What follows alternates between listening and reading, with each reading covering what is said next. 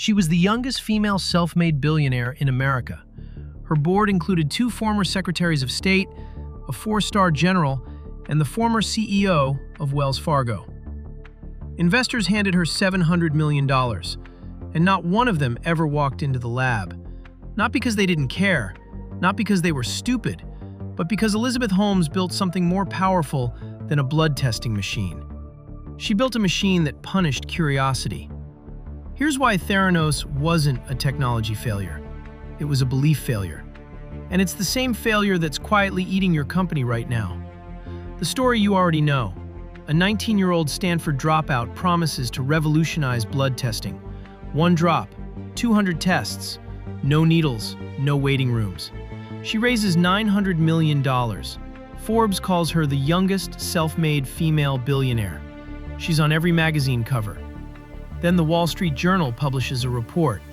The machines don't work. The company collapses. Holmes goes to prison. Case closed, right? Here's the real problem.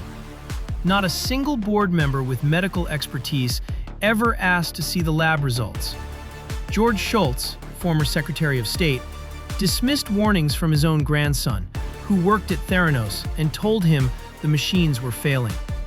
When employees raised concerns, they were fired. When the CFO discovered Holmes was lying to investors, he was fired. When a scientist was subpoenaed to testify, he took his own life. This wasn't incompetence, this was architecture. Holmes didn't just hide the truth. She built an organization where discovering the truth became professionally fatal. Every layer, the board, the NDAs, the surveillance, the firings, was designed to do one thing: make curiosity too expensive to act on. Here's how the belief machine operated. First, stack the board with credibility, not competence. Kissinger, Shultz, Mattis. None of them knew anything about blood science. That was the point. Their names weren't there to verify the technology. They were there to make verifying feel unnecessary. Second, isolate information. NDAs that outlasted employment.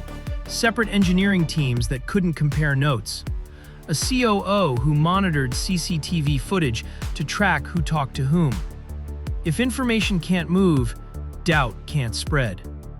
Third, punish the curious. Promotions for loyalty, termination for questions. The message was clear. Believing was safe.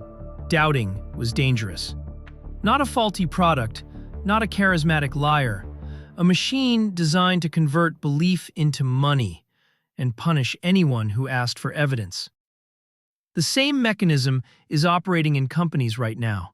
Not the fraud, the architecture. When your team hesitates before questioning a decision, when bad news travels up but never reaches the top, when alignment becomes a code word for stop asking questions, you're not dealing with a communication problem, you're living inside a belief machine.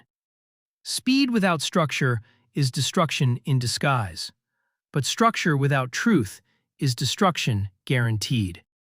If you want to see more breakdowns of the hidden flaws that destroy billion-dollar companies, subscribe. New analysis every week.